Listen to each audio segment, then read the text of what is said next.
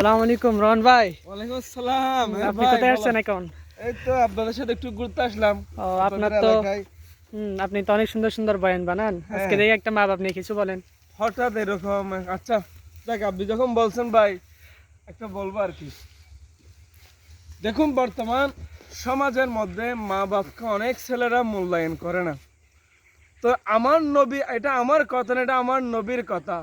আমার নবী রসুল পাক সাল্লাল্লাহু আলাইহি সাল্লাম ने নুরানি জবানে ফরমানে লাগে, অর্থাৎ আমার নবী তার নুরানি জবানে বললেন, कियामत के दिन जब नफ्सा नफ्सी का आलम होगा, तीन किस्म के लोग ऐसे होंगे जो मेरा चेहरा भी नहीं देख सकेंगे।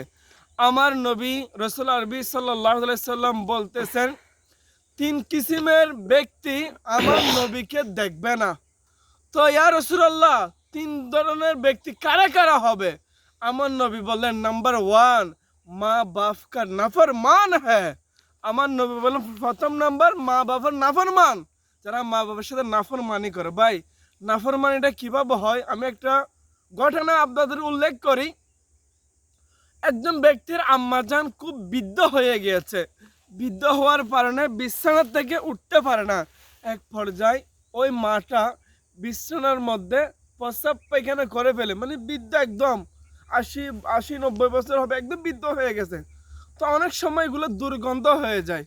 তো ওই ছেলের জন্য একটা নতুন বিবি এনেছে, অর্থাৎ ওনার ছেলের বউ ওনার বলতেছে, দেখেন এটা আপনার মা মানে আমার মা, আমার মা মানে আপনার মা, সেম কথা। শাশুড়ি মানে তো মা হয়।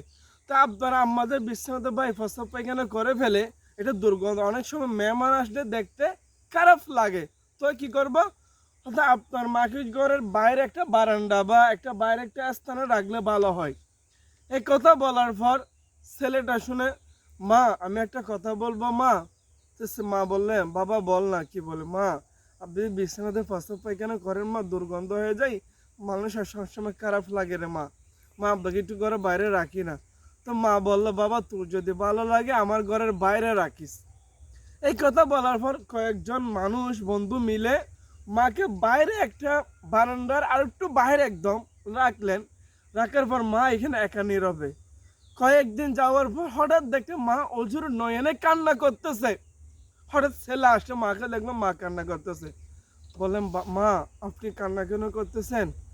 বাবা তোর কি মনে আছে, তুই যখন আমার ফেডের মধ্যে ছিলি তুই আমাকে অনেক সময় লাথি মারছস, আমি কিন্তু ব্যথা পাইছি, আমি কাকে বুঝতে দিই নাই, কাকে বলিও নাই, কিন্তু তুমি আমার সন্তান।